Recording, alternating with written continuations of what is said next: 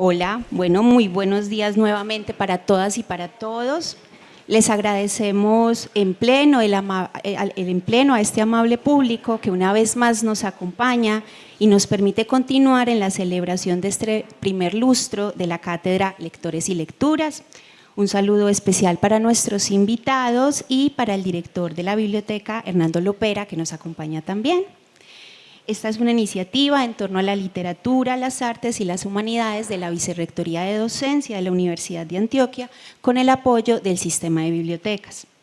La jornada del día, como ustedes ya saben, estará dedicada a recordar al pensador y maestro Michel Foucault, de quien se conmemoran 40 años de su fallecimiento. Para ello nos acompaña Gonzalo Soto Posada. Él es doctor en Filosofía por la Universidad Pontificia Bolivariana y la Pontificia Universidad Gregoriana de Roma. Docente, escritor y ensayista, sus temas de estudio son la cultura clásica y la Edad Media.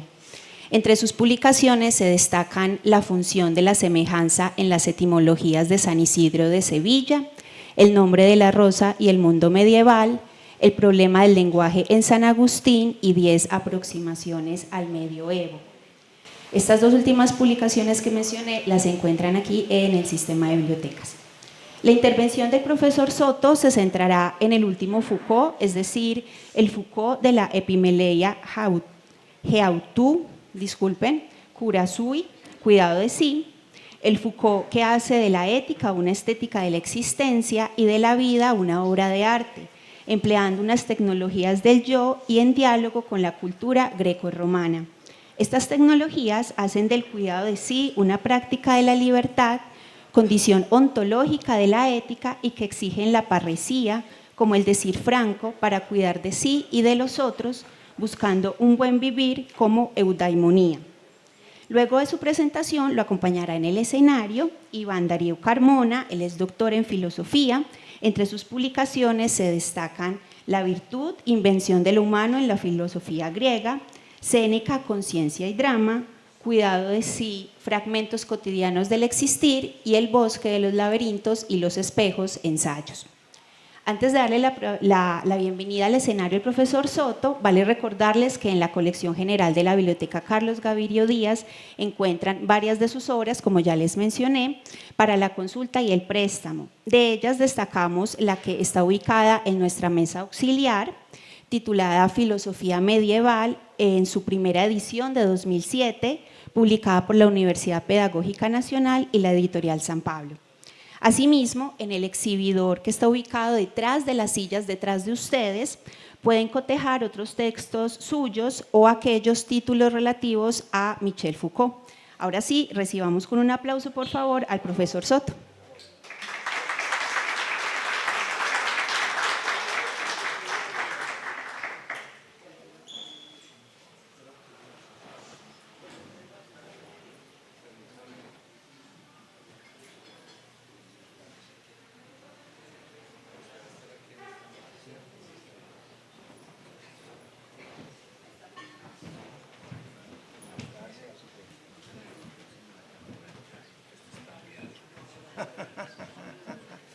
Quede como una cátedra de titular.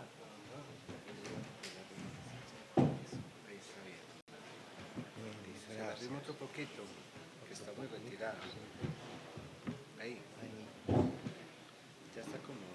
Ya estoy muy cómodo.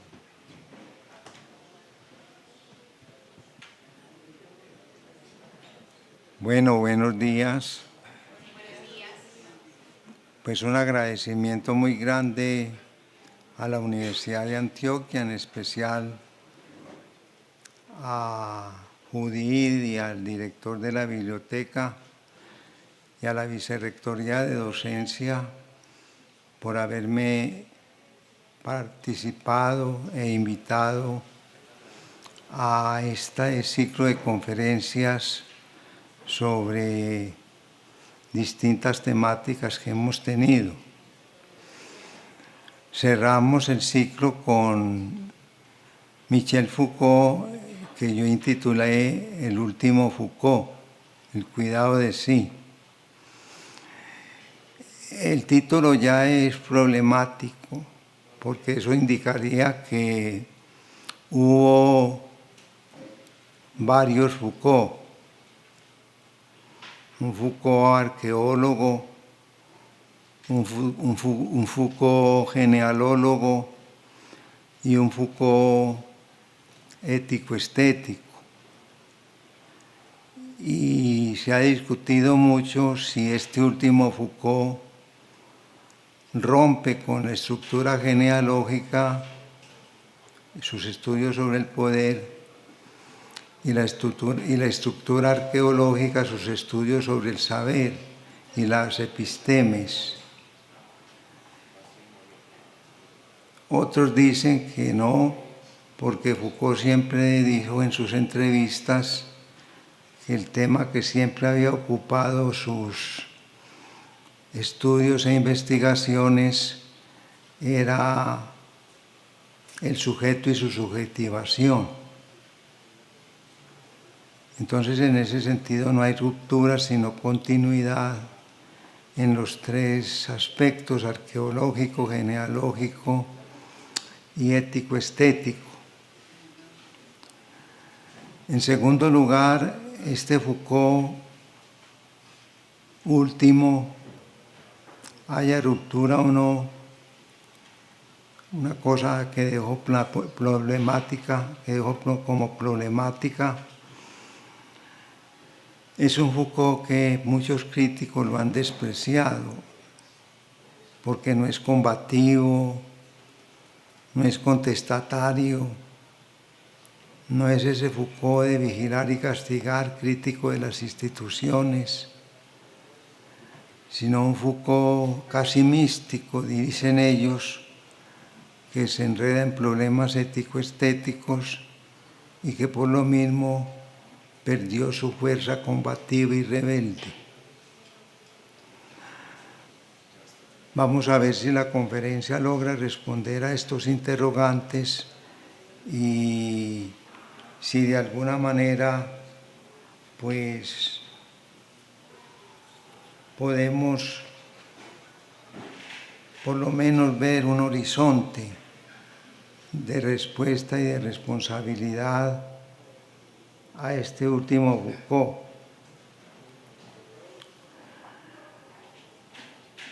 Yo le voy a poner de sobretítulo o de subtítulo a esta conferencia: de la genealogía del poder a la estética de la existencia.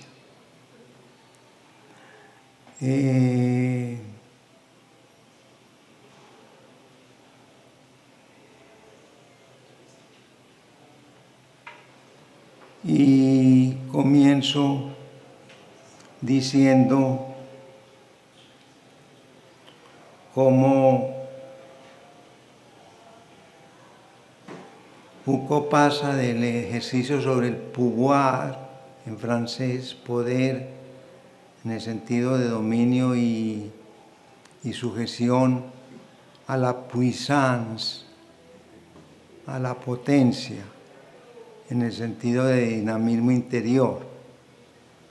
Entonces ese paso del pouvoir a la puissance, como gobierno decía Epimeleya, es lo que me permite decir que pasó de una genealogía a un problema ético-estético. Estas relaciones consigo mismo y con los otros, porque él es muy incisivo en mostrar que el cuidado de sí implica el cuidado de los otros, pues se inscribe en la muerte de los grandes relatos. Ya esas metahistorias pues dejaron de funcionar y pasamos a ser microhistorias, y esas microhistorias conducen a una teoría en Foucault del sí mismo. Encararnos con nosotros mismos en la vida cotidiana del vivir.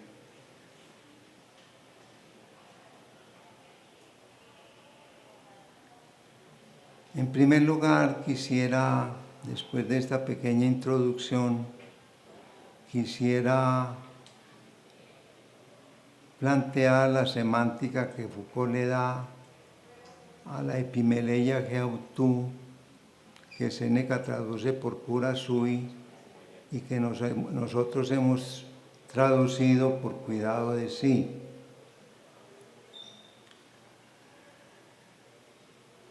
Prestar atención a sí mismo, volver la mirada hacia sí mismo, examinarse, vigilarse a sí mismo,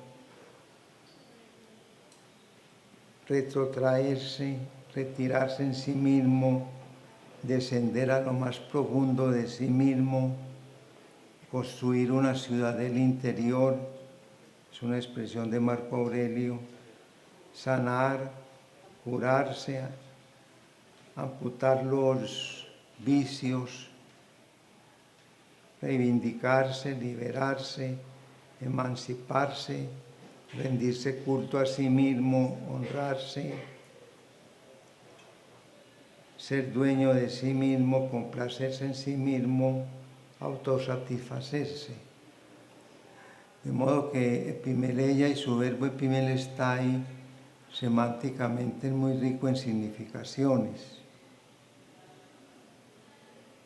Y cuando Foucault, en el uso de los placeres, va a plantear esta semántica del cuidado de sí, emplea expresiones de Séneca, sibi vacari. Ese verbo vacar es muy difícil de traducir. De ahí viene vacaciones, darse descanso. Pero el vacare, en el sentido en que lo usa Séneca, no tiene que ver con el darse vacaciones, sino el dedicar toda la vida a cuidar de sí. Entonces, ese vacare podemos traducirlo por dedicar toda su vida a cuidar de sí. Se formare, ocuparse en formarse. No somos un participio sino un gerundio. No somos un factum sino un facendum. No somos un hecho sino un hacernos. Si vindicare, reivindicarse para sí mismo en la posesión de sí mismo. Se facere, hacerse. Se ad studia revocare. Yo he dudado mucho de esta expresión y de cómo traducirla al español. Literalmente es dedicarse a los estudios. Pero resulta que estudia en latín tiene el sentido más de ocio que de negocio. Entonces, en ese sentido, se ha de estudiar revocar es volverse hacia el ocio, de alguna manera dejando el negocio, como la política, o dedicarse a hacer algún tipo de obra concreta y específica. Aquí es dedicarse solo al ocio gracias a los estudios en el sentido de griego y latino de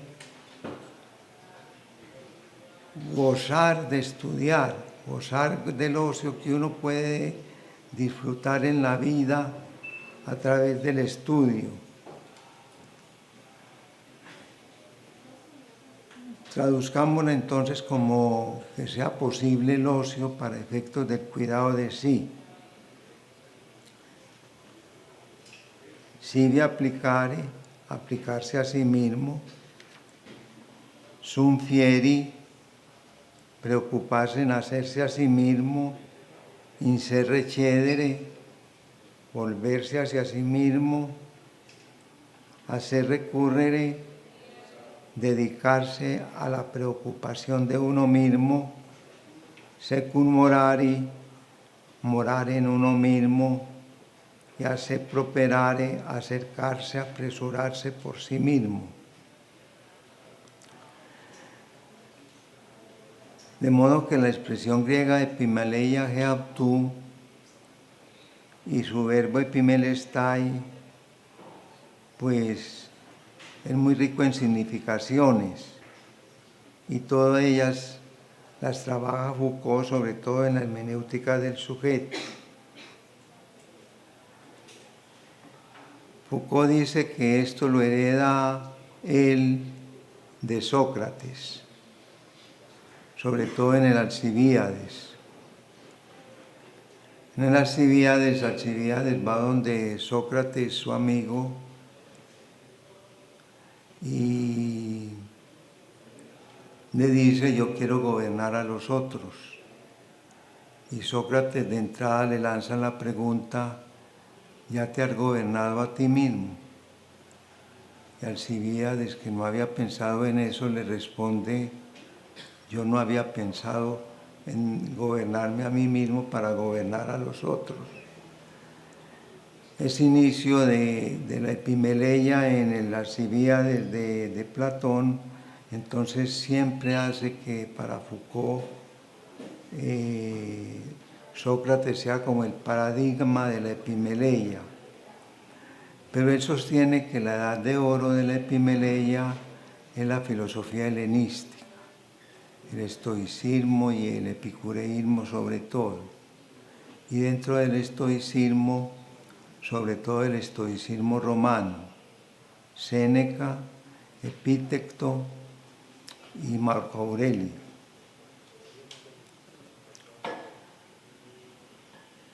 Esto nos mete de lleno en lo que los griegos llamaban la paideia, que los latinos traducen por humanitas, como cultivo de sí,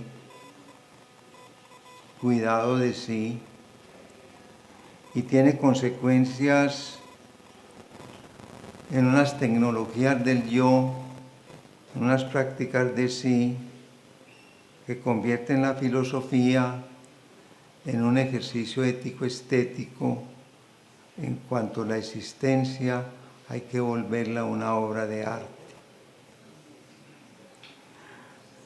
Foucault anota que el arte lo hemos pensado solo como producción de belleza, y resulta que el arte es ante todo la vida desenvolviéndose como uno mimándola, esculpiéndola, haciéndola. Entonces, convertir la vida en una obra de arte es la tarea de la epimeleia. En este orden de ideas, estas tecnologías del yo, prácticas de sí, en el mundo grecorromano, sobre todo de la epimeleia, se expresan, por ejemplo, en cosas que después heredará la tradición occidental a través del cristianismo y de otros pensadores. El examen de conciencia, eso ya estaba en los griegos. El conversar con un maestro que de alguna manera le haga a uno como de guía para efectos de dirigirse a sí mismo, eso ya estaba en los griegos.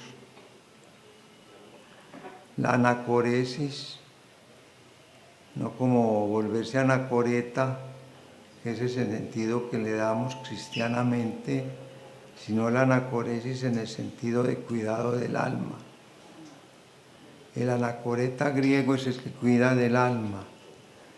Entonces Foucault trae a colación la célebre expresión de Epicuro: vana es la palabra del filósofo si no cura las enfermedades del alma, como vana es la palabra del médico que no cura las enfermedades del cuerpo.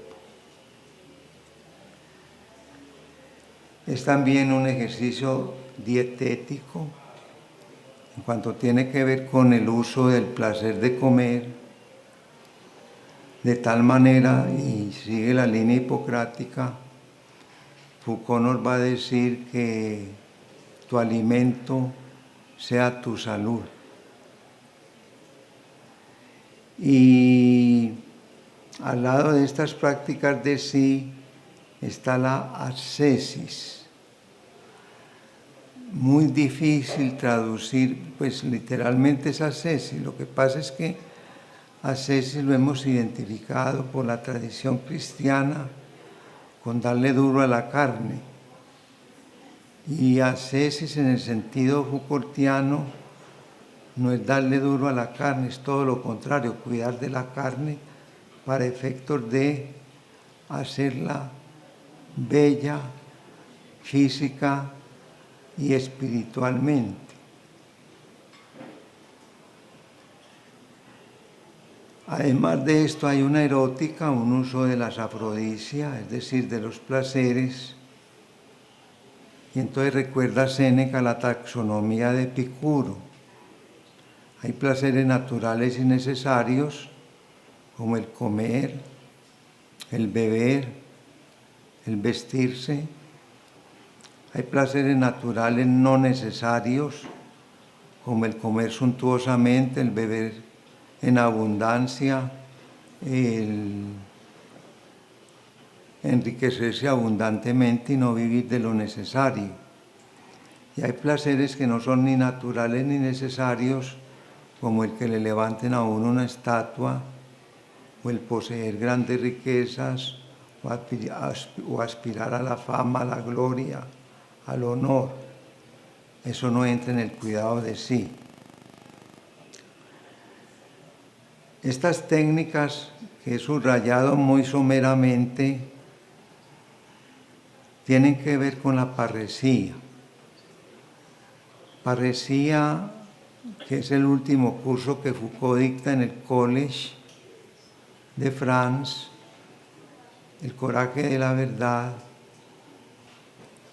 es una expresión griega que es hablar con franqueza, incluso a riesgo de perder la vida, como Sócrates, como Séneca. Hablaron francamente y por ello perdieron la vida. En esto no entra para nada entonces el Dios de Jesucristo. Séneca le dedica un último volumen en la historia de la sexualidad, las confesiones de la carne, donde desarrolla el cuidado de la sexualidad en los 5 primeros siglos del cristianismo, pero específicamente sobre la Epimeleia Geautou no tiene nada que ver el cristianismo, ni mucho menos el Dios de Jesucristo. El gran amigo de Foucault, Pierre Hadot, que Foucault cita mucho en la hermenéutica del sujeto, con sus ejercicios espirituales y filosofía antigua, la filosofía como manera de vivir y qué es la filosofía antigua, pues nos ayudan a entender esta propuesta Foucaultiana de la Epimeleia. En la interpretación que comparte Foucault con Hadot, aunque Hadot después hace una crítica al cuidado de sí de Foucault diciendo que es muy dandy, que es muy estética. Yo no comparto para nada esa crítica de Hadot. Estética no quiere decir dandy, sino que hacer de la vida una obra de arte es pulirla, esculpirla, mimarla, de tal manera que no es ningún dandismo, sino que es un ejercicio muy comprometido con el cuidado de sí. Pues para Hadot, el cuidado de sí es vivir de tal manera que se busque la paz interior, la serenidad, la tranquilidad del alma. Eso que los estoicos llamaban ataraxia, y que los griegos llamaban también apateia, el dominio de las pasiones. También implica en ambos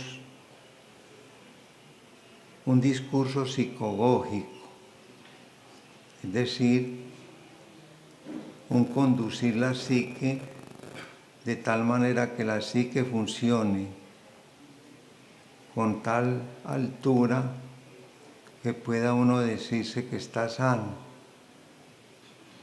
Y ya que miento esto, pues el Foucault de la Epimeleia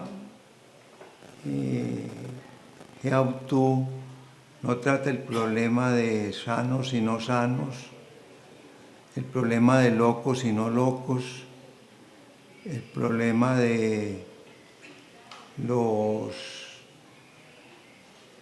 grandes criminales de la historia o el problema de vigilar y castigar. Ahí es donde critican a Foucault porque abandonó ese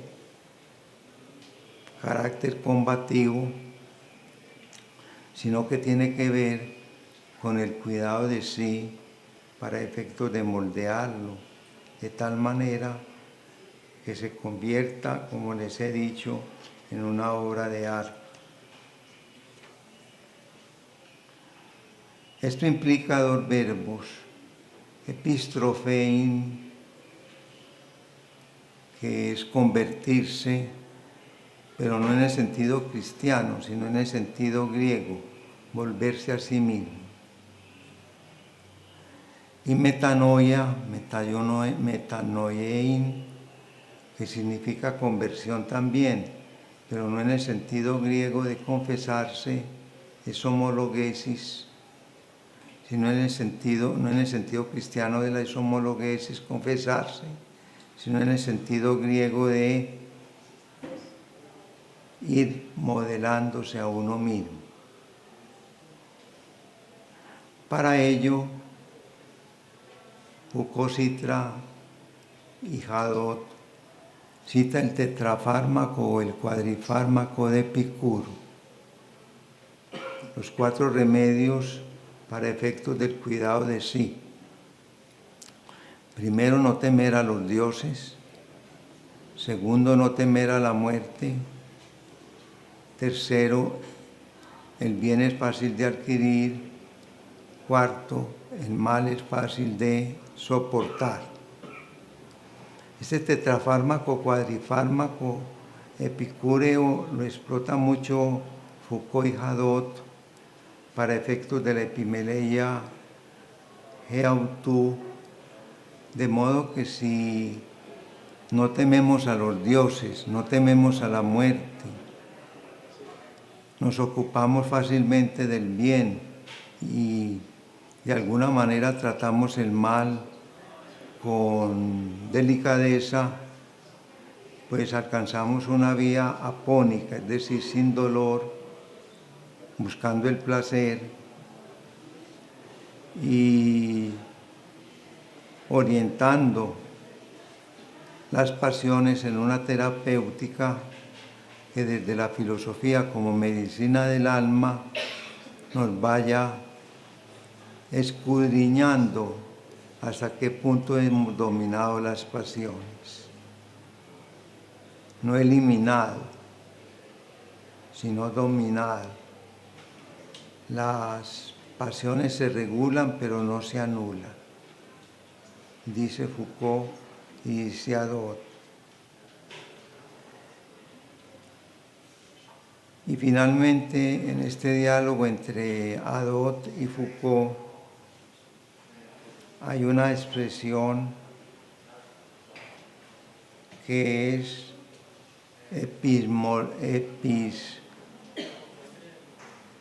epilogismo, el logo sobre sí mismo, la palabra que se dirige a sí mismo. Entonces, cuando uno habla, lo primero que tiene que hablar es consigo mismo, y eso da posibilidad para hablar con los otros. En este orden de ideas,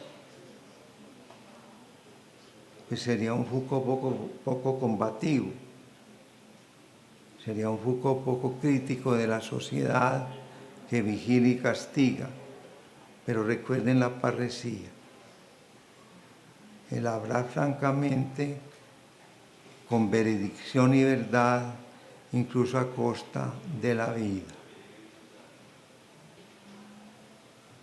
Entonces ahí hay un ejercicio político de la epimeleia, a través de la parresía como veredicción, con el riesgo de perder la vida, como le pasó a Sócrates y a Séneca, les he dicho. Y siguiendo a Epicteto, pues distinguir las cosas que dependen de nosotros y las cosas que no dependen de nosotros. Hay cosas que dependen de nosotros. Por ejemplo, esta conferencia depende de mí y de ustedes. Pero el que haya llovido esta mañana no depende de mí. O el que ahora se vuelva a suceder la lluvia no depende de mí. Entonces de eso no debo preocuparme, sino de lo que depende de mí. De modo que tengamos un repertorio de respuestas a cada situación concreta y específica de la vida. Este repertorio de respuestas, como meditar por adelantado las circunstancias que vamos a afrontar, hace que, por ejemplo, en Séneca, la epimeleia se vuelva premeditatio malorum, la premeditación sobre los males que han de venir. De modo que cuando lleguen, como he premeditado en ellos, no me causen ningún dolor. Difícil de hacer eso, pero así lo propone Séneca. Y un elemento fundamental es la kairología. En griego hay dos palabras para tiempo: cronos, que es el tiempo de los relojes, y kairos, que es el tiempo oportuno, conveniente y adecuado para en cada circunstancia obrar de tal manera que estemos a la altura de esa circunstancia. Entonces el cuidado de sí es kairológico. Por eso no es un manual de vida como han tratado de hacer hoy, volverse estoico en el siglo XXI. Y entonces aparecen los manuales de vida o los libros de autoayuda, empleando a Foucault y empleando a Hadot y empleando la epimeleia que Autou, y resulta que no es un recetario. La epimeleia que Autou no es un recetario para efectos de 1000 maneras de hacerse feliz, 1000 maneras de conseguir plata. No se trata de eso. Foucault no da una respuesta a eso, sino que todo tiene que ser kairológico. En el momento oportuno respondemos de esta manera. Entonces eso implica lo que Foucault llama la frónesis para el cuidado de sí, que los latinos traducen por prudencia. Frónesis por prudencia. Pero en realidad frónesis conjuga 3 verbos: deliberar, juzgar y decidir. La vida frenética delibera, juzga y decide kairológicamente en cada momento lo mejor para uno mismo. Y una cosa importantísima en este ejercicio kairológico es darnos cuenta de la finitud humana. Eso está muy presente en Marco Aurelio. y está muy presente en la novela que el maestro Pablo Montoya nos acaba de hacer sobre Marco Aurelio y los límites del imperio. Marco Aurelio insiste mucho en la finitud de la vida, somos lábiles, somos contingentes y por lo mismo no solo estamos abocados a la muerte, sino que estamos abocados al bien, pero también al mal. Y la propuesta Foucaultiana ante ello es desaprender los vicios para aprender la virtud. De modo que esta riqueza de la semántica del cuidado de sí, en diálogo con Pierre Hadot y ya con Foucault mismo, nos está indicando que en última instancia hay que satisfacer las necesidades vitales. A eso apunta la epimeleia. Por otra parte,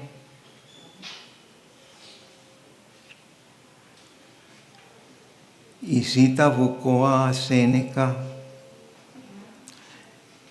el mal de los discípulos reside en que vienen a la escuela a aprender a discutir y no aprender a vivir bien. Y el mal de los maestros radica en que se dedican a enseñar a los discípulos a discutir y no a vivir bien. Entonces, es un acto continuo de vida buena. Vamos a ver en qué consiste la vida buena. En la encratella la enuncio de una manera ya muy somera. El dominio de sí mismo, la autarquía, la posesión de sí mismo, de modo que cambie en cada circunstancia la respuesta cairológica a esa circunstancia. Por eso la filosofía en Foucault, desde la epimeleia, se vuelve meleté, meditación. No en el sentido cristiano, sino en el sentido griego del ocio. Dedicarse al placer de buscar la verdad por el placer de la verdad, aunque eso no sea útil, ni sirva para construir puentes, ni sirva para hacer carreteras 5G, no, es simplemente el ocio como una delicia, un gozo que uno tiene en el estudio para efectos de la búsqueda de la verdad.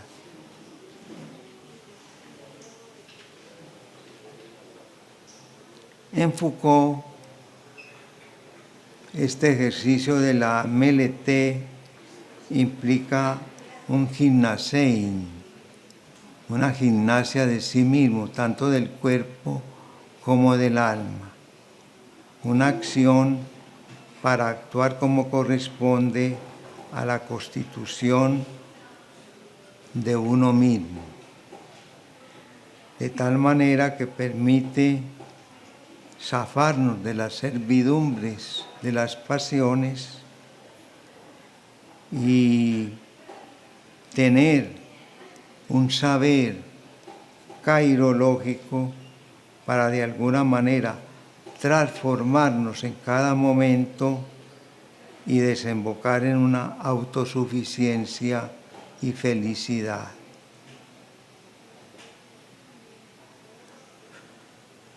Desde la epimeleia, Foucault piensa que la felicidad no es de la vida eterna, como piensan los cristianos, sino que se puede lograr la eudaimonía perfectamente desde la epimeleia.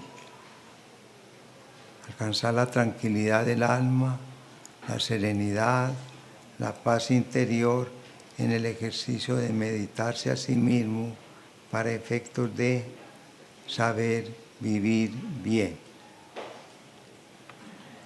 Esta pequeña historia del cuidado de sí que les he hecho con las tecnologías del yo es una subjetividad tratando de zafarse de la sujeción al poder. Y por lo tanto, no trata el problema, como les dije, de locos y no locos, enfermos no enfermos, delincuentes no delincuentes, sino del formarse y transformarse a sí mismo para efectos del saber y la vida, de modo que se relacione esto con el terapeuin, la medicina del alma, como servirse a uno mismo y rendirse culto a uno mismo, como hemos dicho.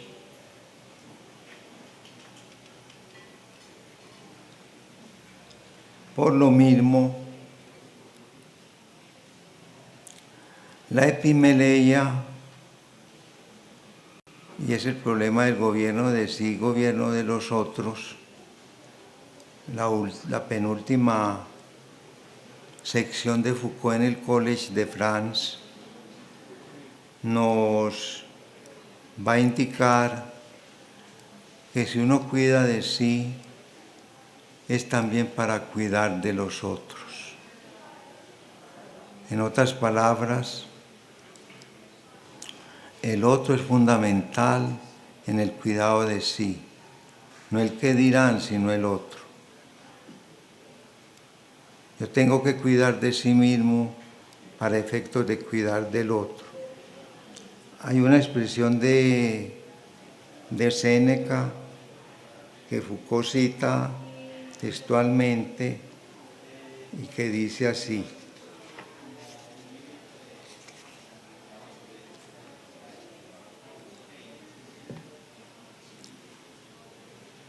no es posible que nadie viva feliz si no se mira más que a sí mismo y lo refiere todo a su propia utilidad. Si quieres vivir para ti, esfuerza que vivas para el otro. Y esto remite a la amistad. Esa virtud griega tan apreciada por ellos y que ahora en la vida contemporánea les parece que no tiene sentido. ¿Qué es la amistad? Es una virtud. Y como virtud conduce al cuidado de sí y de los otros. Y como virtud, la amistad, sobre todo en Epicuro y en los estoicos, no es como en Aristóteles, una amistad de utilidad, una amistad de placer, sino una amistad desinteresada, plantea Aristóteles. No, el Epicuro dice las tres cosas: haga amigos para tenerlos útiles, haga amigos para placenteramente gozar con ellos y haga amigos desinteresadamente, simplemente para gozar. Esta amistad, sea utilitaria, sea placentera o sea por virtud, desinteresadamente, en Epicuro, desde esa tríada, nos hace de alguna manera solidarios. Por eso es por lo que le dicen a Foucault que parece predicando, que parece estar haciendo un sermón en este momento de su vida. Lo que pasa es que esto lo encarnamos en sentido cristiano y se ha convertido en la ruta de Occidente. Pero en sentido griego nada tiene que ver con lo cristiano, sino que es un cuidado de sí y de los otros, desde nosotros mismos y no desde el Dios de Jesucristo. Asimismo, y siguiendo este orden de ideas, el Foucault del cuidado de sí mismo exige lo siguiente: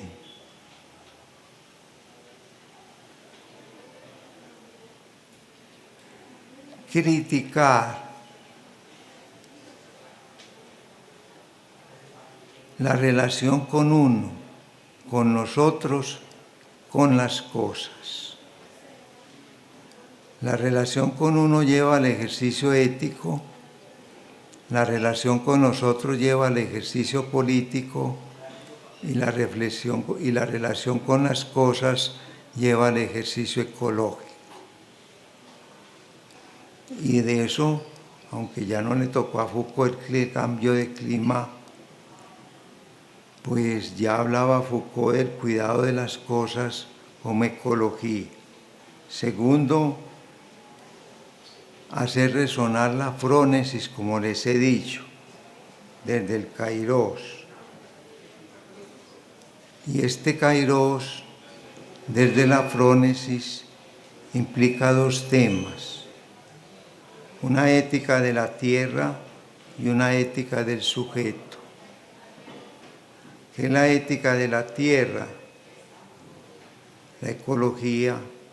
¿Y qué es la ética del sujeto? La epimeleia.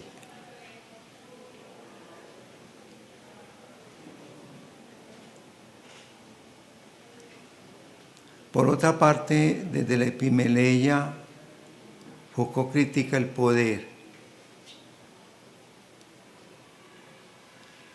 La búsqueda de poder,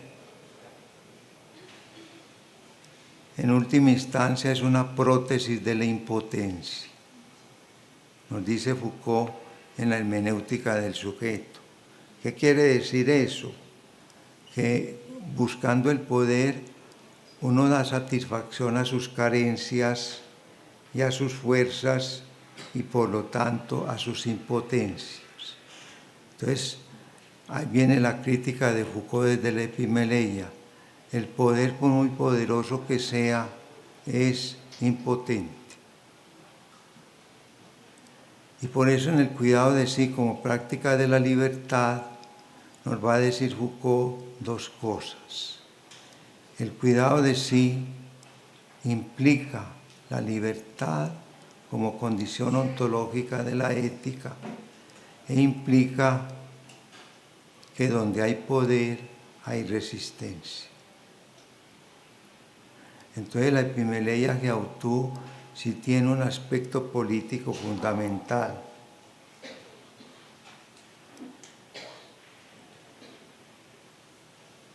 Esta pregunta en torno a qué sé yo de mí mismo, se conócete a ti mismo, socrático, entonces nos llevan al problema del cuidado de sí y del poder. Y este poder que exige resistencia y que exige de alguna manera la libertad como condición ontológica de esa resistencia en tanto ejercicio ético, son las prácticas discursivas y no discursivas que de alguna manera nos llevan a la pregunta ¿qué puedo? Entonces aquí relaciona Foucault el cuidado de sí con las 4 preguntas kantianas.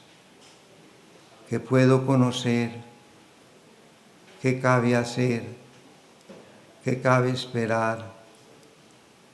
¿Qué es el hombre? Esas 4 preguntas kantianas están en el cuidado de sí Foucaultiano. Estas consideraciones nos hacen que todo depende de nosotros. Las prácticas de sí parten de un presupuesto que es llegar a ser lo que no se es y así se deviene hombre. La frase célebre de Píndaro: llega a ser lo que eres. La cita mucho Foucault en su hermenéutica del sujeto.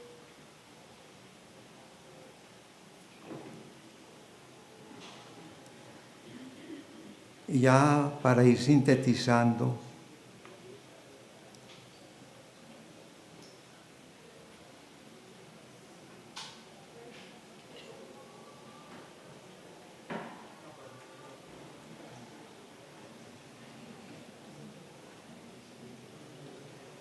ya son las 11.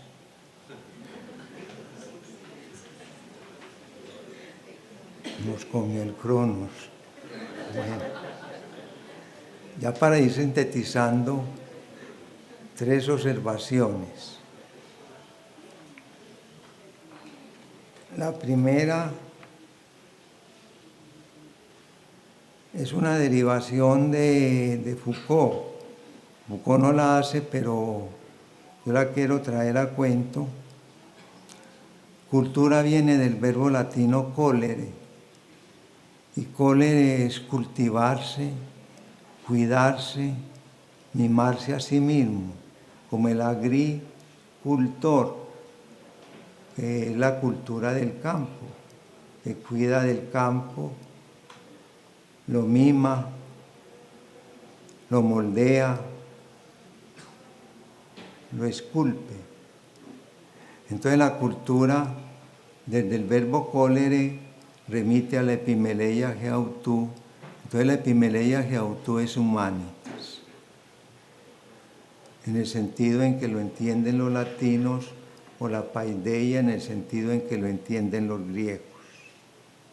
Primera redondeada. Segunda redondeada. La epimeleia geautú implica, a diferencia de los que dicen que es un Foucault no combativo, no contestatario, implica una resistencia al poder para volverlo impotente.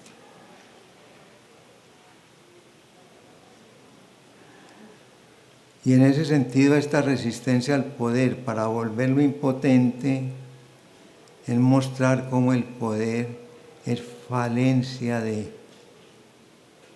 Yo busco lo que no tengo y para eso busco el poder. En la epimeleia geautú no se busca el poder en ese sentido, sino que se busca el poder sobre sí mismo como dominio de sí mismo. Y en tercer lugar, y con eso termino, hay una expresión que Séneca utiliza mucho y que Foucault utiliza también mucho. Cuando Foucault se pregunta, entonces, ¿qué es la filosofía en última instancia? Y la filosofía en última instancia es un interrogarse sobre lo que uno ha pensado. Por lo tanto, se vuelve un pensar sobre el pensamiento. Y ese pensar sobre el pensamiento hace que, cito textualmente a Séneca,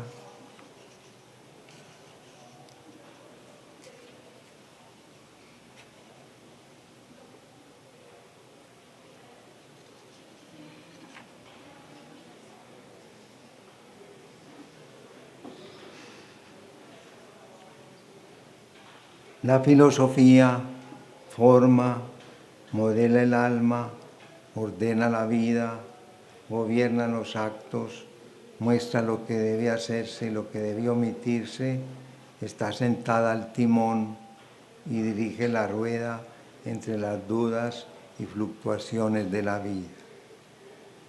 Desde esta perspectiva, filosofar es robustecer la virtud para afrontar todo tipo de avatares y vicisitudes, entre ellas el manejo de las pasiones. vivir según la naturaleza, catafisi.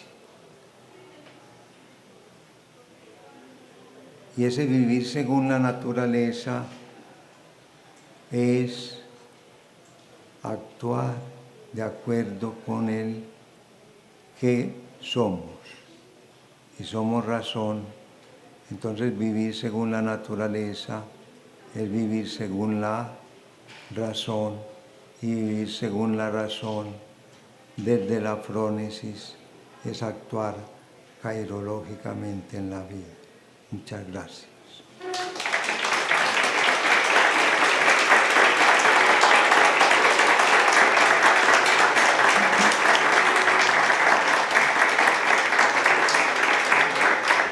Aló, aló. Profesor, muchísimas gracias a usted. Invito al escenario en este momento al profesor Carmona. Mientras va subiendo, les comento que está rotando una asistencia, un listado de asistencia para que por favor pongan sus datos. Esto nos ayuda a conocerlos un poquito y poderlos invitar a otros eventos de la universidad que estén relacionados con sus intereses. Muchísimas gracias. Recibamos con un aplauso también al profesor Iván Carmona para que sea caluroso.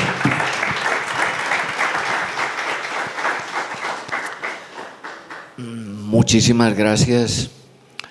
Lo primero es que evidentemente estoy demasiado complacido, aunque asustado también, pero muy complacido de la invitación que la profesora Judith me ha hecho a través de también el director de la biblioteca y la biblioteca, para, más complacido aún, acompañar a mi maestro Gonzalo Soto en este conversatorio,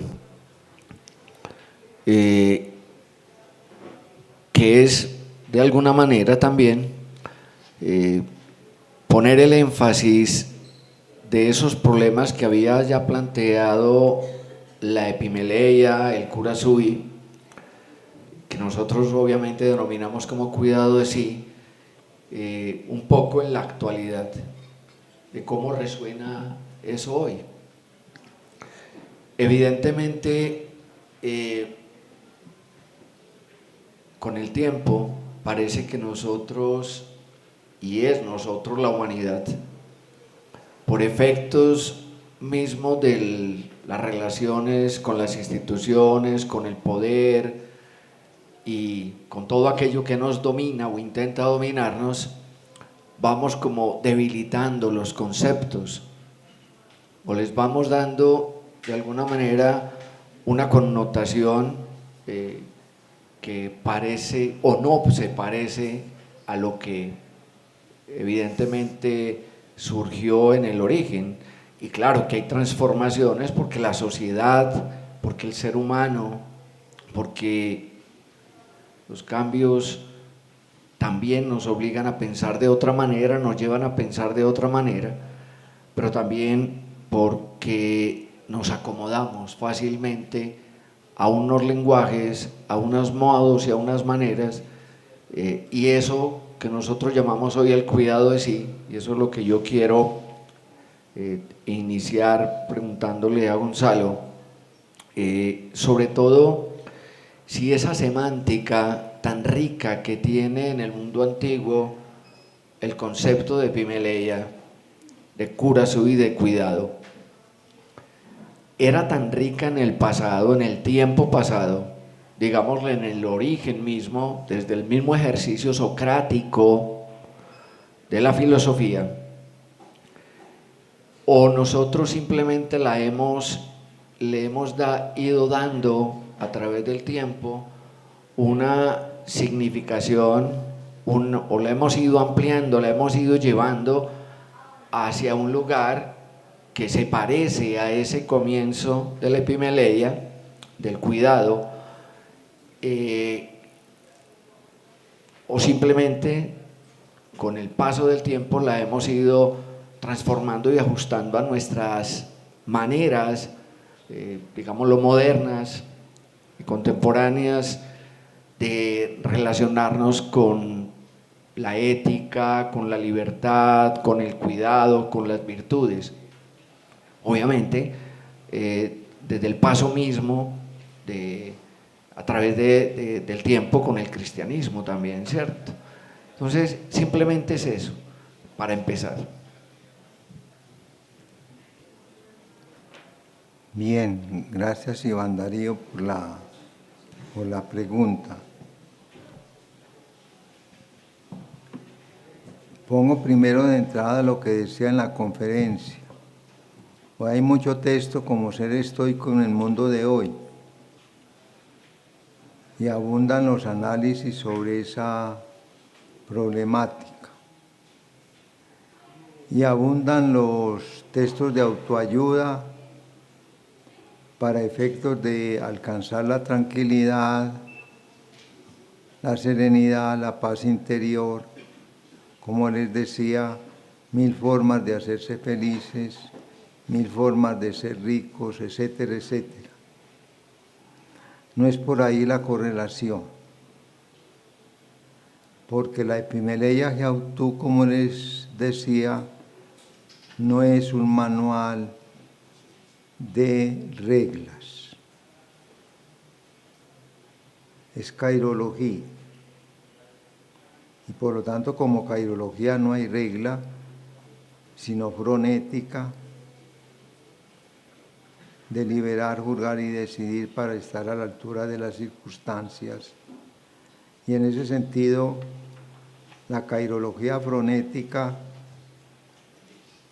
nos hace habitar el mundo no desde los manuales de autoayuda,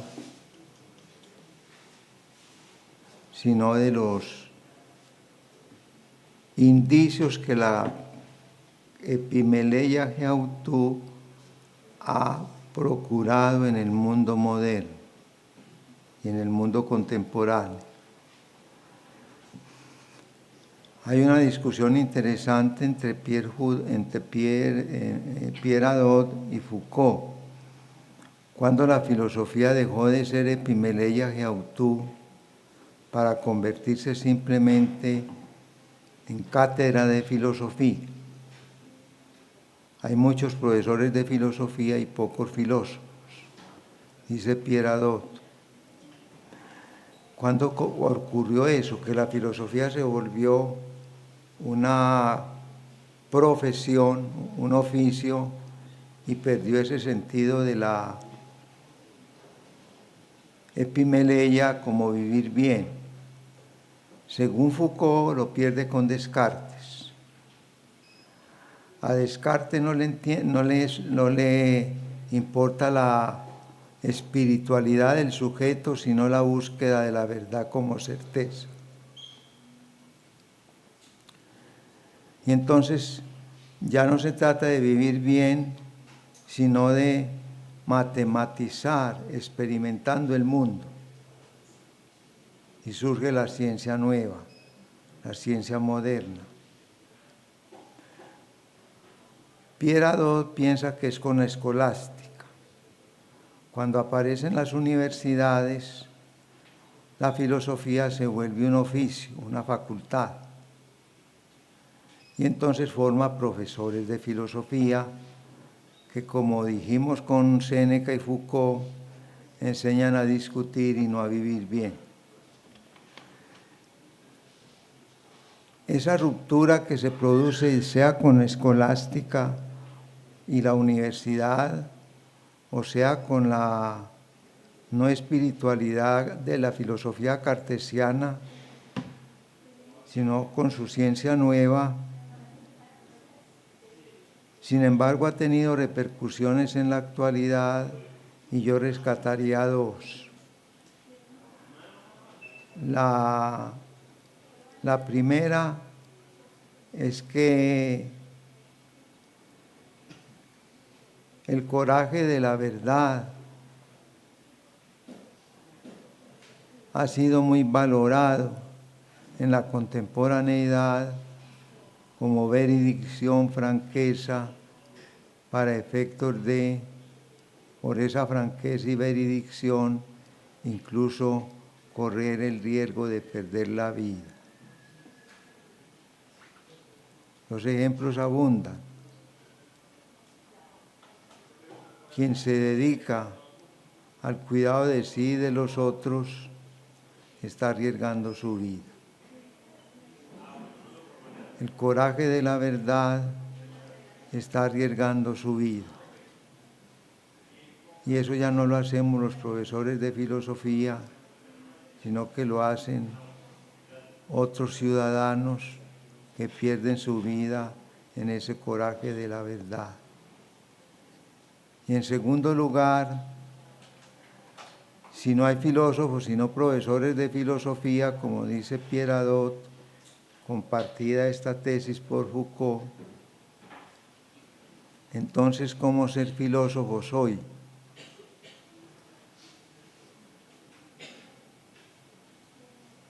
Es la pregunta de Derrida, es la pregunta de Deleuze, es la pregunta de Guattari o Guattari, de la filosofía francesa, y por el lado inglés es la pregunta de la filósofa norteamericana que vino aquí a darnos una conferencia, Martha Nussbaum, de la pelea por las humanidades en la universidad y en la vida cotidiana. Yo no sé por qué las humanidades se han vuelto una costura. Y entonces hay que defender las humanidades, cuando en el mundo greco y romano las humanidades eran una cosa cotidiana. Yo me atrevería a decir que el problema era lo no humano y no las humanidades. Entonces, esa pelea por las humanidades es una deriva del cuidado de sí en la modernidad y en la contemporaneidad. Yo pienso en el texto de Kant, el conflicto de las facultades, eso deriva del cuidado de sí, porque había un conflicto entre la facultad de filosofía y las facultades superiores, la de medicina, derecho y teología. Entonces la teología, la medicina y el derecho eran las grandes profesiones, en cambio las humanidades por las que había que pasar, todo el mundo las cursaba porque las tenía que cursar, pero no para vivir bien. En ese orden de ideas, tanto el conflicto de las facultades como las reflexiones de Martha Nussbaum sobre el humanismo como aquello que caracteriza a la humanidad y de alguna manera como aquello que solidifica las ciencias en cuanto ciencias sin humanidades son ciegas y humanidades sin ciencias son vacías, es un derivado de la Epimeleia que Autu. Y en ese orden de ideas creo yo que volvemos a rescatar no los profesores de filosofía muy valiosos, sino los filósofos que enseñan a vivir y no a discutir. Es por ahí, creo yo, por donde ha reventado la Epimeleia. Claro. Además, la Epimeleia está, digamos, dentro de esa enorme cantidad de significados y de aquello a lo que apunta definitivamente, en esa relación no solamente de sí mismo, con el otro, con lo otro, con las cosas. Quiere decir que la filosofía contempla absolutamente todo el campo de aquello que pertenece a la relación del ser humano con todo, con el todo. Pero yo creo que además de eso, la filosofía antigua, desde Sócrates mismo, por tomar algún punto de referencia, entiende la finitud del ser humano y entiende la paradoja que es el ser humano. Ese del que se dice que nacer no quiere, vivir no sabe, morir no quiere. Esa paradoja misma que significa que el ser humano es tiempo, pero que no tiene tiempo. Esa paradoja que de alguna manera nos lleva también a pensar que no puede cuidar de sí sin cuidar del otro. Y también esa otra paradoja que nos muestra que evidentemente es un ser de la polis, que es un ser del mundo, que es un ser en relación, que por lo tanto uno de esos cuidados especiales está en la amistad, consigo mismo, con los otros, con el mundo, en términos generales. Usted señalaba ahora que precisamente cuando ocurre ese no ocuparse desde la filosofía, y ocuparse más bien como de una manera muy fragmentaria de ese ser humano que es todo a la vez. La filosofía antes respondía o parecía responder a la pregunta por el todo, y hoy parece más en ese sentido un ejercicio retórico que hace un profesor ante un aula de clases o en la construcción de un texto, ensayo, artículo, y con todo lo que implica además hoy el mundo de las capacidades, las competencias y todo lo demás. Yo quisiera que nos refiriéramos, o que ustedes se refirieran más bien un poco a eso, que hoy estamos en el mundo de los aduladores y no de los parresiastés, que hoy estamos en el mundo donde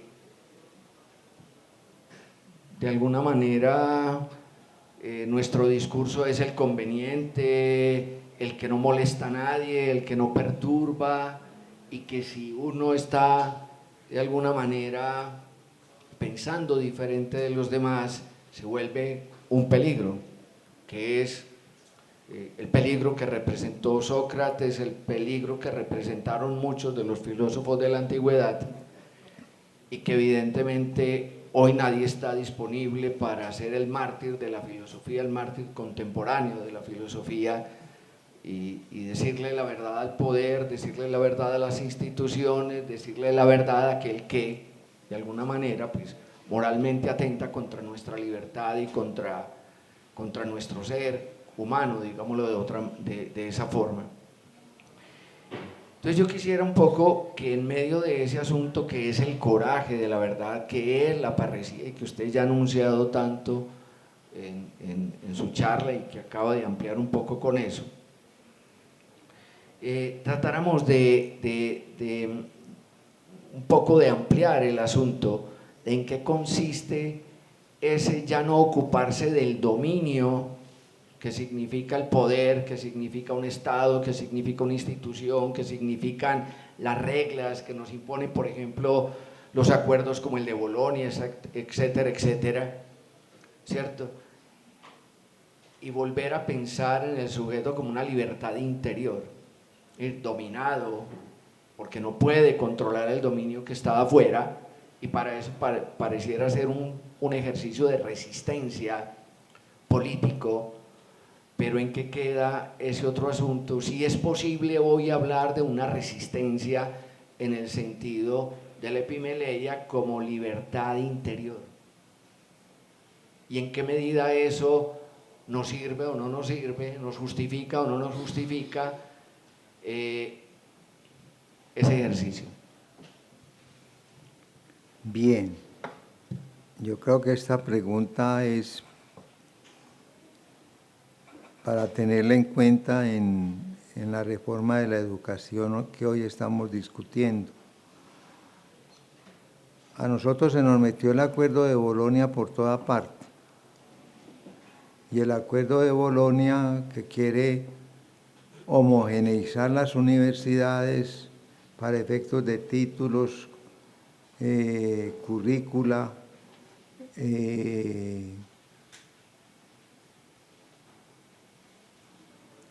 competencias. Ya no le piden a uno qué sabe, sino en qué puede competir. Entonces, hay que hacerle una resistencia al acuerdo de Bolonia.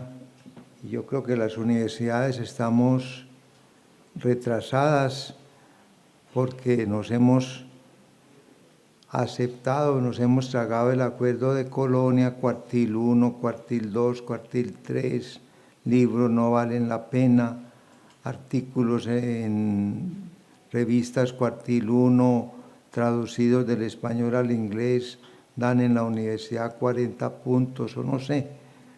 Nos metemos por ahí y aparecen unas tecnologías del poder que han opacado las tecnologías del yo. Donde hay poder hay resistencia. Yo creo que hay que resistir el acuerdo de Bolonia.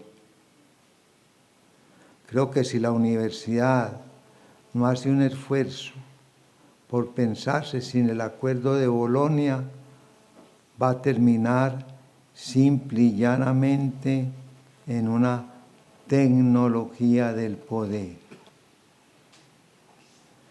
Primigeniamente la universidad se pensó bajo 3 perspectivas: producir y reproducir el saber, la función social del intelectual y formular utopías. Así se pensó en sus orígenes la universidad. Hoy, producir y reproducir el saber parece que lo hacemos solo a través de cuartiles 1, cuartiles 2 o yo no sé qué más. Formular utopías ya no es tarea de la universidad y plantearse la función social del intelectual es un vacío o una discusión sin sentido. Yo creo que hay que volver a esas 3 funciones de la universidad: el producir y reproducir el saber, plantearse la función social del intelectual y formular utopías. Y ahí juega la Epimeleia Geautú con la parresía. En segundo lugar, yo creo que educar desde la Epimeleia Geautú, hablando en el lenguaje contemporáneo, es aprender a aprender, aprender a ser, aprender a hacer y aprender a convivir. Esa es la Epimeleia contemporánea. Aprender a aprender, enseñar es dejar aprender, aprender a ser, aprender a hacer y aprender a convivir. La amistad de la antigua Grecia, la polis.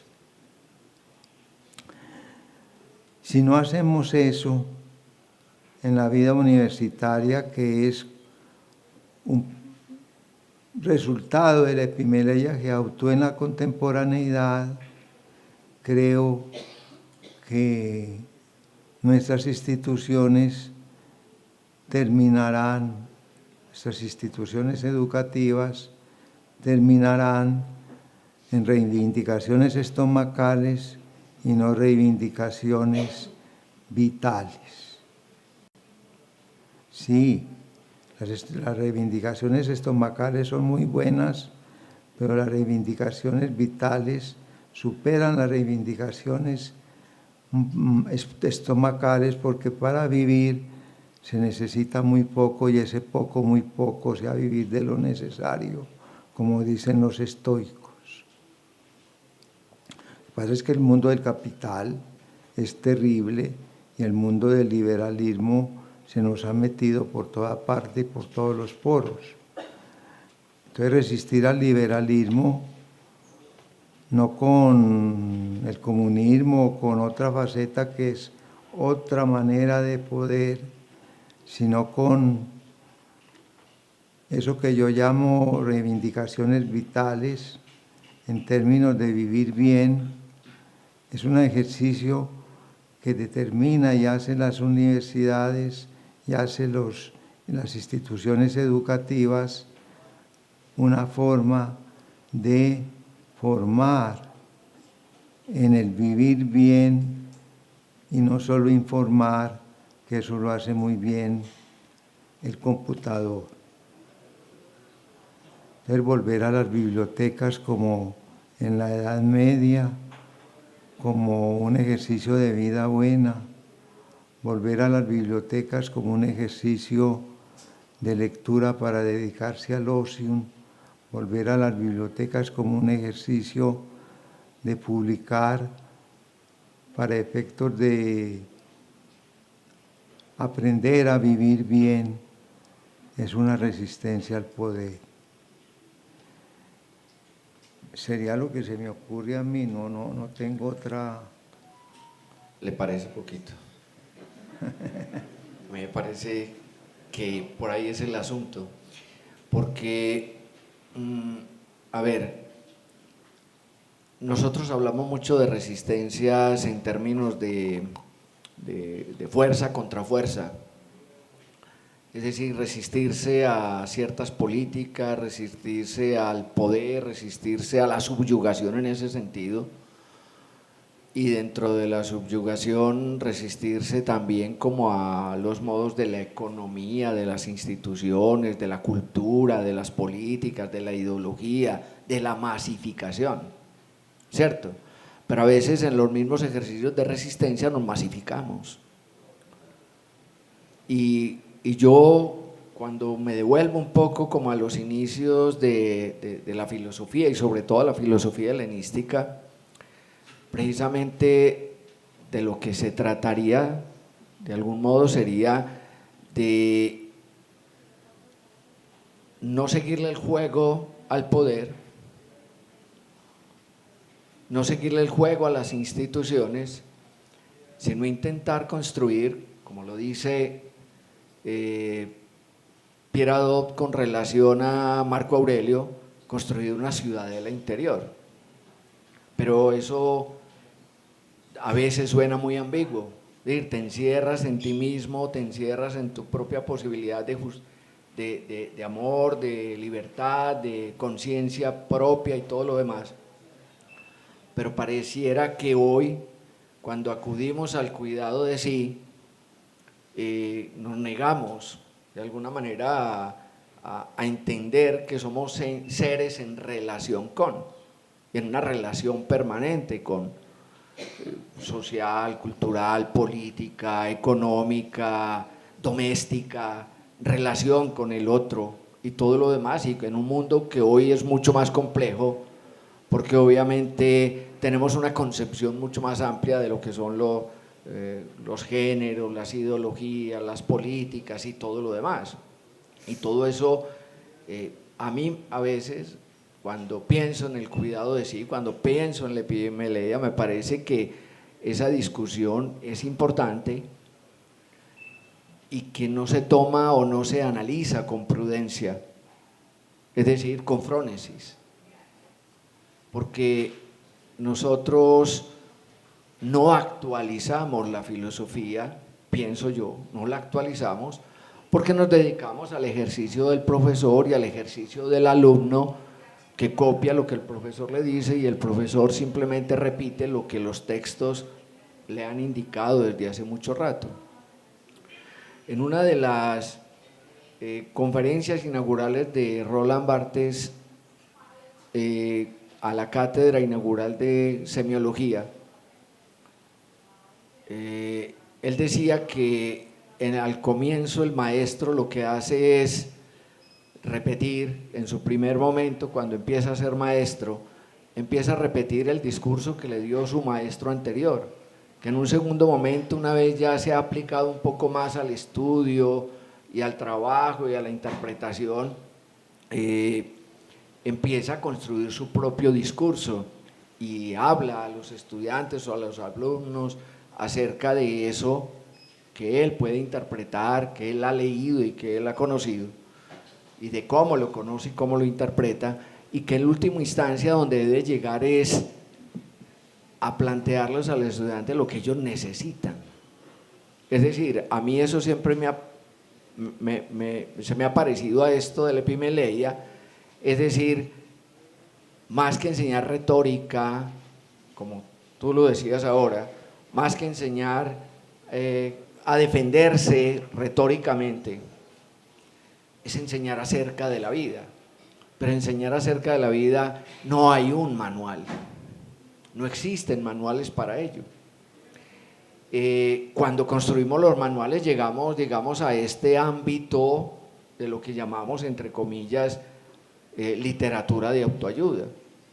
Y es que queremos fórmulas, queremos recetas que nos digan cuáles son los 10 pasos suficientes para conseguir amistad, para conseguir dinero, para conseguir bienestar, para conseguir la felicidad, para conseguir, bueno, todo lo que nosotros en el mundo de hoy valoramos.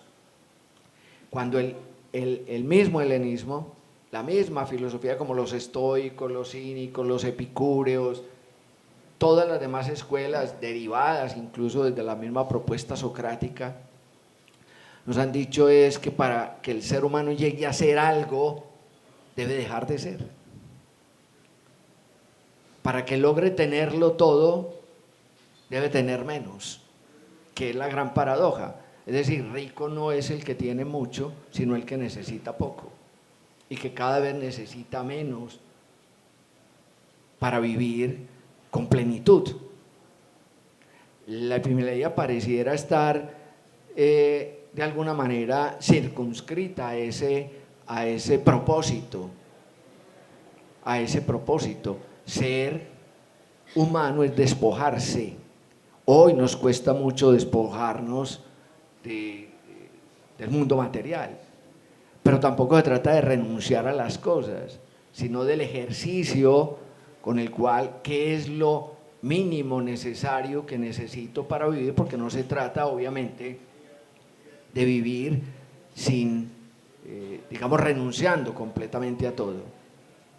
Obviamente, poder construirse a sí mismo implica renunciar a ciertas cosas. Entonces, ese ejercicio de saber a qué renuncio y a qué no renuncio, de saber de qué manera asumo el control de las cosas o las cosas me controlan a mí, hoy se hace mucho más difícil en un mundo demasiado desarrollado por las tecnologías, donde las tecnologías incluso se convierten en aquello que está desplazando al ser humano.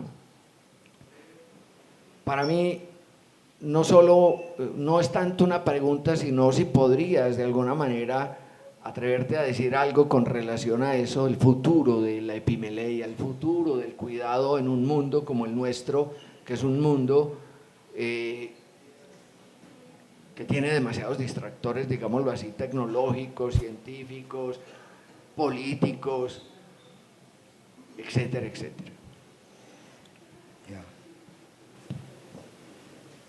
A ver, yo comienzo con una reflexión tomada por Foucault de Séneca, y es la carta 33, que está dedicada a los aforismos filosóficos, y que es la propuesta hermenéutica senequiana y Foucaultiana.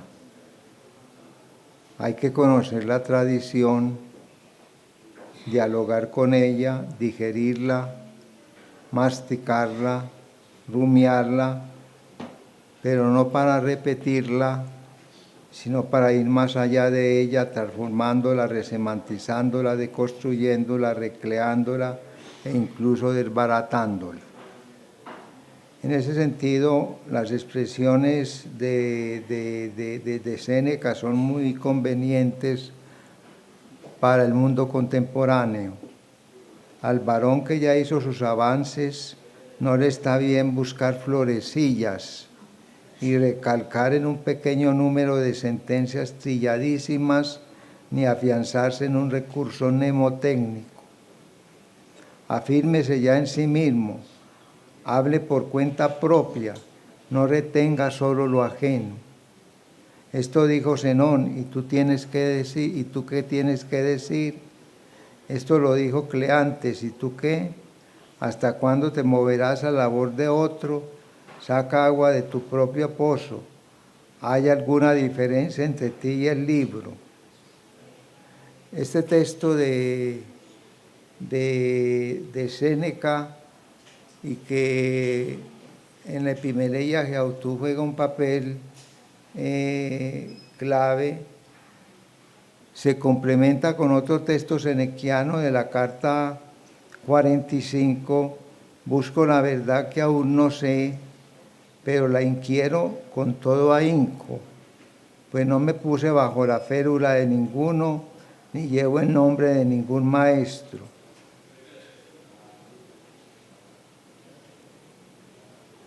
Hoy el ejercicio del poder prácticamente ha hecho de nuestras investigaciones, perdonen la expresión, una casa de citas. Lo dice aquel, lo dice fulano, lo dice perano. ¿Y tú qué dices?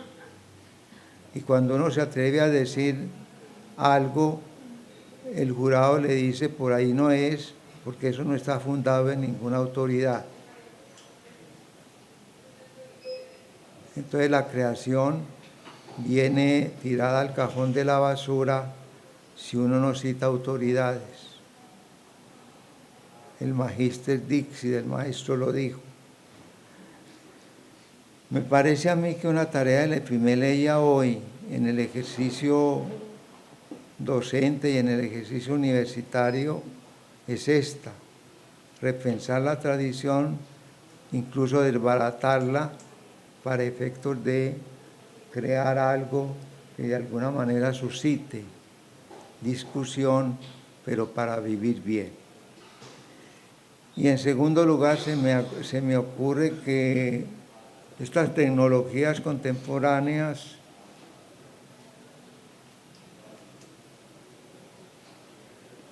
y Foucault tiene un texto sobre la ilustración. ¿Qué es la ilustración? Comentando el texto de Kant, respuesta a la pregunta ¿qué es la ilustración?, donde él dice que hay que hacer una ontología de nosotros mismos. ¿Qué es una ontología de nosotros mismos? Una ontología de nosotros mismos es pensar que ser ilustrados es aude sapere, atreverse a pensar por sí mismo. Es el paso de la minoría de edad a la mayoría de edad. Y eso que dice Kant y lo retoma Foucault es lo que nos compete para efectos de mayoría de edad, atrevernos a pensar por nosotros mismos. Y eso es necesario hoy, atrevernos a pensar por nosotros mismos. El capital es astuto, y muy astuto, entonces no nos deja pensar por nosotros mismos, sino que nos imbuye en él a través de la relación capital-trabajo y no vida buena. Y ahí es donde está la resistencia, desde la vida buena al capital. De lo contrario, seguimos inundados por esas tecnologías del capital para efectos de repetir y no crear por fuera de la tradición posibilidades vitales en términos de creación. Muy bien, entonces en este momento queremos abrir los micrófonos para la participación de ustedes y el diálogo con el doctor Gonzalo acerca de su charla.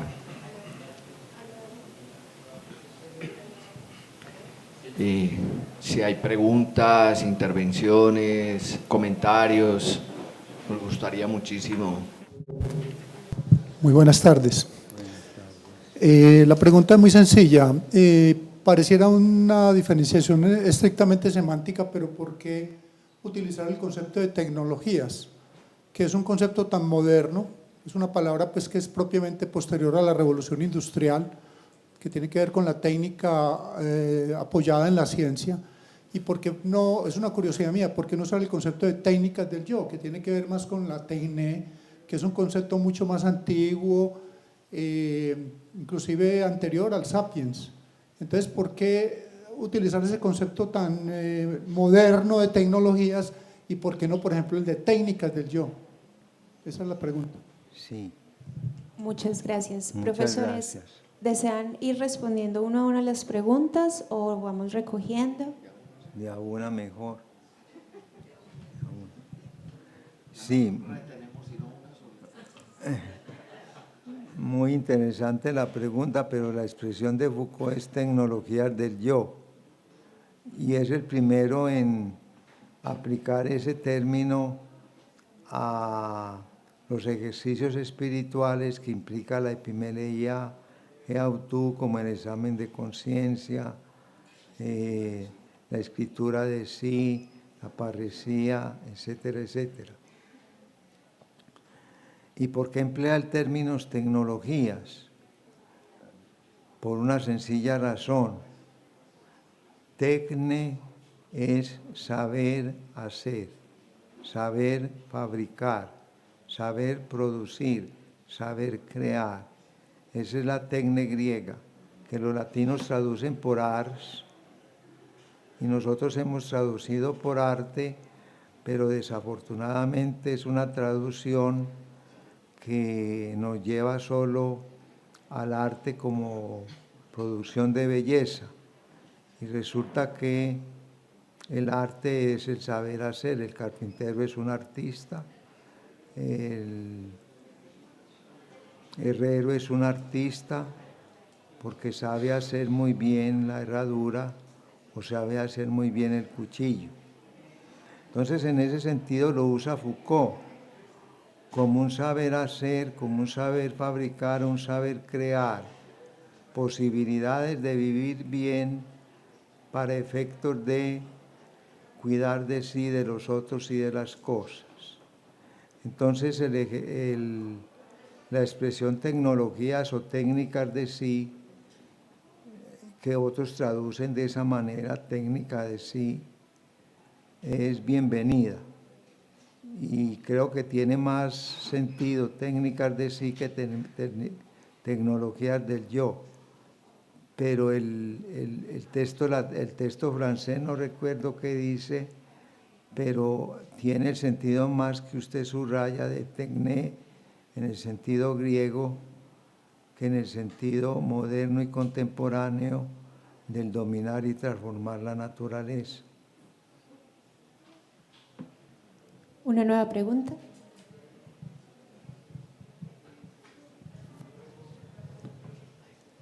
Muchas gracias a los dos profesores por su conferencia. Lo que propone la vicepresidenta Francia Márquez de vivir bueno, vivir sabroso, conjuga la epimeleia, el cuidado de sí con el cuidado de los otros, como lo propone también el profesor Carmona.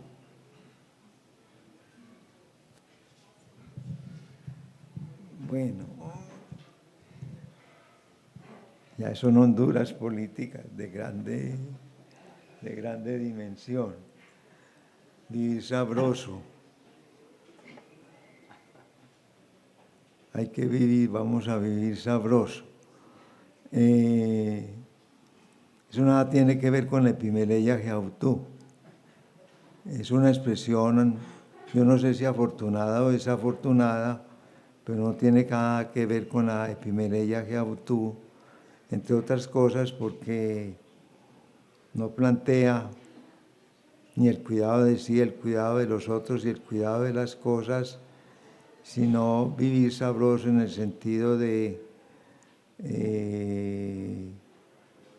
algo así como rescatar la identidad de las diversas etnias para efectos de, rescatando esa identidad de las diversas etnias, poder convivir en Colombia.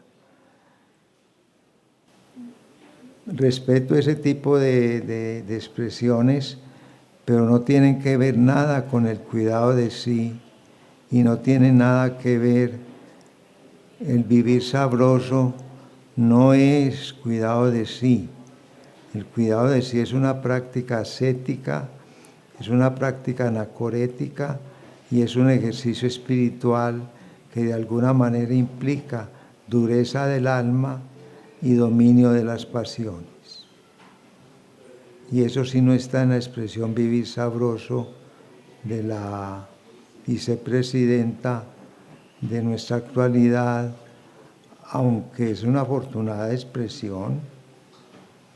Vivir sabroso pues es muy agradable y vivir bien es muy agradable, pero vivir sabroso no equivale a vivir bien como en la Epimélei. Yo quisiera agregar solamente una cosita frente a la respuesta tan clara que da Gonzalo, me parece en ese sentido. Y es que ya incluso Aristóteles se había hecho la pregunta de cuál es la vida que tiene sentido de ser vivida, porque no de cualquier manera vale la pena vivir, dice él. Es decir, ¿a qué tenemos que renunciar para vivir humanamente? ¿Cierto? ¿O qué tendríamos que pensar en el sentido del hacer también? Un pensamiento que nos lleve al ser, un pensamiento que nos lleve al hacer, para precisamente construir una vida más humana, teniendo en cuenta precisamente esa expresión de Píndaro, donde se nos propone llegar a ser el que somos. ¿Cómo llegamos a ser el que somos? E incluso ni siquiera sabemos qué somos ni qué tanto podemos, porque la pregunta sería qué tanto puede un ser humano para llegar a ser lo que él es, ¿cierto? Por eso incluso, de alguna manera, a veces, y eso que lo dudo de alguna manera, pero a veces pienso que esa expresión que se le traduce a Michel Onfray cuando habla de escultor de sí mismo, el ser humano como un escultor de sí mismo, se refiere a eso, que es probar una cantidad de materiales y una cantidad de modos y técnicas y formas para tratar de llegar a eso que no sabemos que somos, pero que somos nosotros, ¿cierto? Bueno, ese es un juego en el que siempre estaremos sin resolver, porque definitivamente el ser humano es algo que no está resuelto, que no estará resuelto y que no hay por qué resolver tampoco. Tenemos espacio para una pregunta más.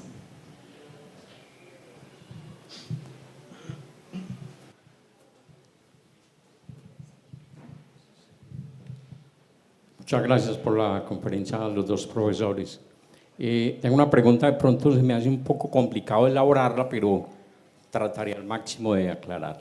Si los críticos de Foucault nos hablan de finalmente él no termina siendo combativo en sus apreciaciones, en la lectura que él hace de la sociedad y todo, realmente, ¿dónde está la combatividad de Foucault, teniendo en cuenta además que él embebe o es un seguidor de Federico Nietzsche, que Federico Nietzsche fue realmente alguien que pues se dice que solamente destruyó, pero nunca construyó?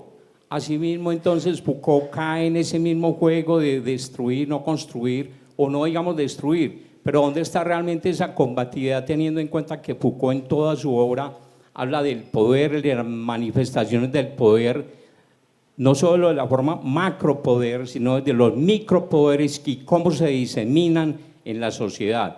Entonces, ¿dónde está realmente esa combatividad de Foucault en su obra y cómo discernirla? Y además de lo de la resistencia, ¿será que resistir es solamente resistir? Porque ahí hay un límite y de la resistencia se tiene que llegar a o sea, no quedarse en ese límite, sino de la transformación, ¿sí?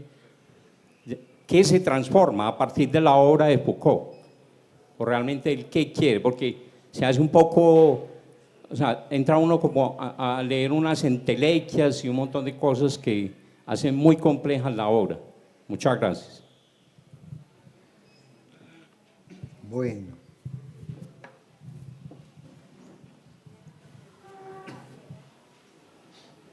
A mí se me ocurre ante la pregunta que usted hace, y estoy pensando en la biografía de Foucault, hecha por quien de alguna manera fue su compañero de vida.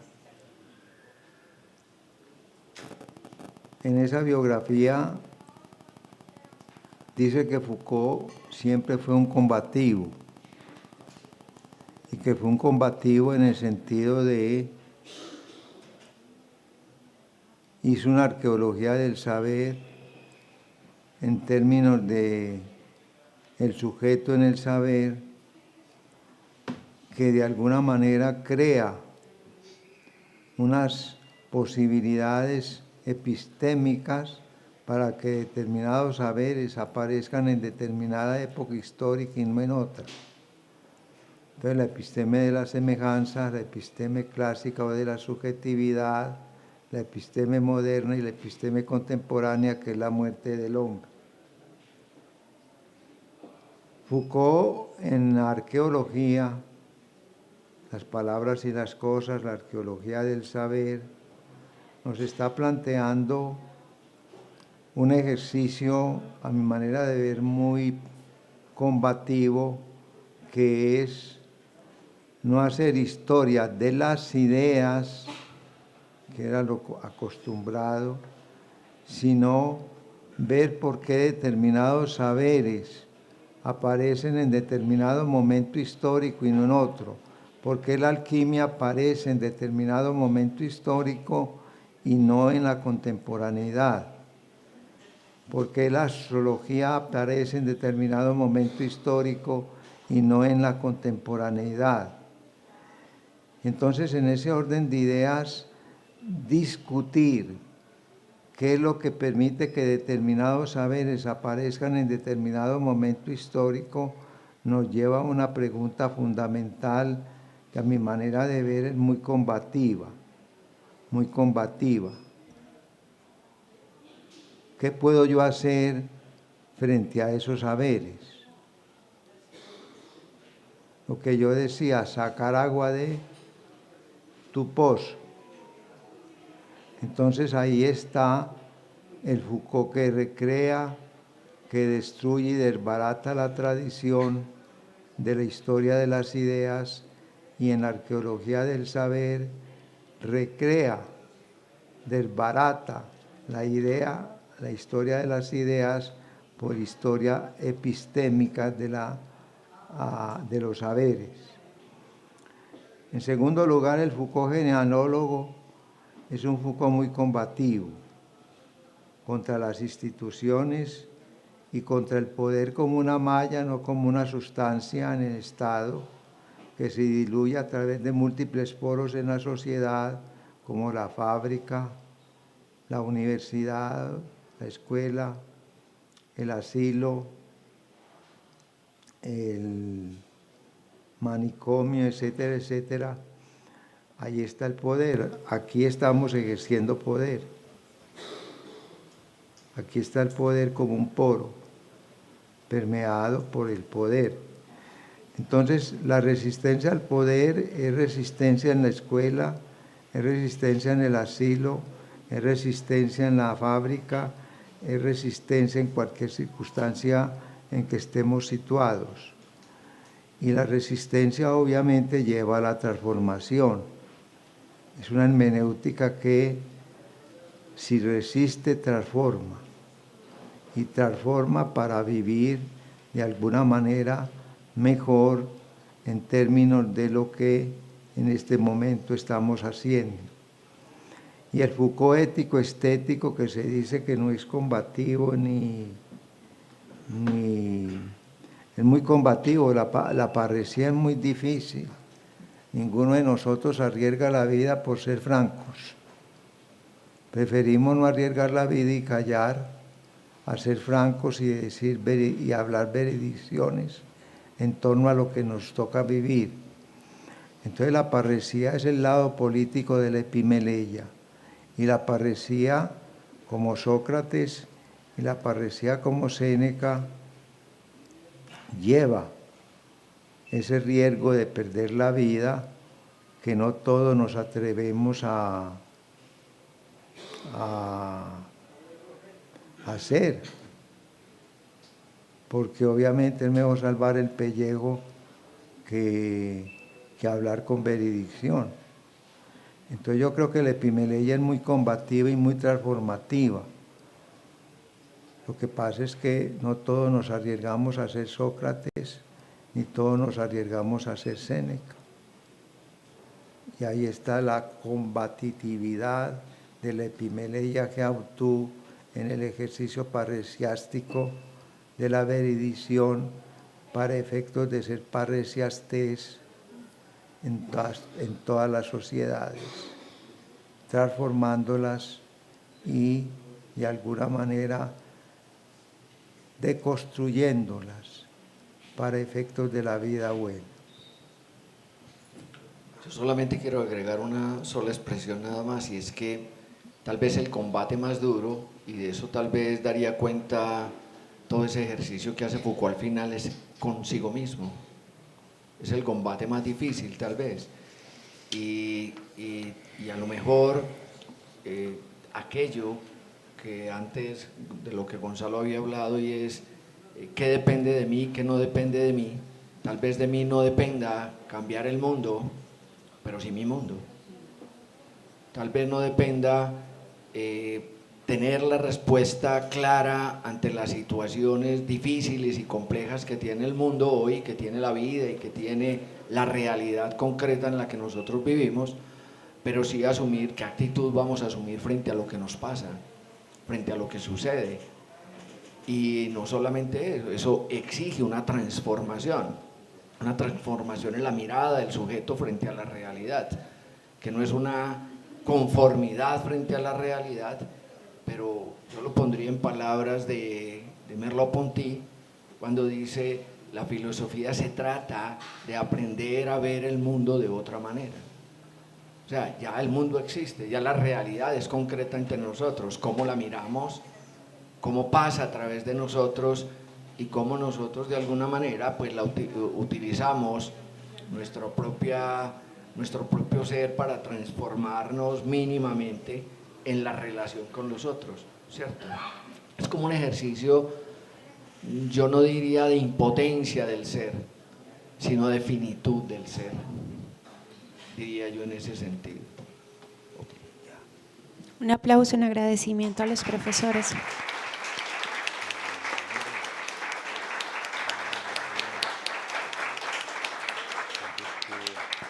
Señores, muchísimas gracias también a ustedes por su asistencia y su confianza. Les hago una invitación desde ya, y es que ya tenemos fecha para la próxima cátedra. Nos vemos o los esperamos el 26 de julio en el auditorio del sótano de la biblioteca. Vamos a conversar sobre Óscar Collazos, literatura y exilio, y nos van a acompañar los profesores Paola Fonnegra y Juan Fernando Taborda. Mientras tanto, les hacemos la invitación a que visiten el canal de YouTube de la universidad, donde están todas las cátedras, lectores y lecturas que hemos tenido hasta ahora, para que las revivan en sus hogares. Y asimismo, la biblioteca creó una plataforma web que se llama Libby, y en esa plataforma encuentran libros que han sido discutidos a lo largo de estos años, sobre todo de este semestre. Entonces, los invitamos a visitar la página web de la cátedra, pongan lectores y lecturas en Google, ahí les aparece la cátedra, o si no, lean el QR que está en pantalla en este momento, y ahí pueden acceder a esos libros virtualmente. Y bueno, no siendo más, muchísimas gracias, que estén muy bien. Profes, muchísimas gracias.